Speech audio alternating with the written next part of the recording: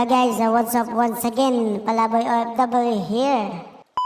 Ang inang buhay dyan sa Pilipinas, no? Ang daming pagtutuunan ng problema. Ang daming dapat atupagin ng ating mga mambabatas dyan ng inang Ramil Madriaga pa ang uunahin. Alam mo yun, saan ka nakakita? Sa Pilipinas lang yung may inang witness is isang kriminal, isang kidnapper. Ano yun? May paiyak-iyak pang go.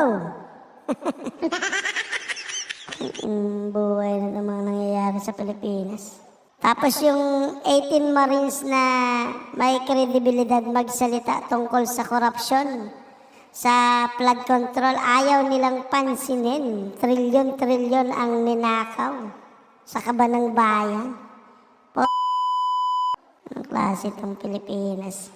Paano tayong mga OFW na ito? Uuwi pa ba tayo sa mga nangyayari sa Pilipinas? Putang buiset. May payak-iyak pang damunyo ka. Naawa sa taong to. Isang kidnapper, land grabber, tapos dadalhin niyo sa Kongreso para maging mabait sa mata ng mamamayang Pilipinas na siya ang sagot sa mga katanungang sila lang naman ang nakakaalam. Mga pot.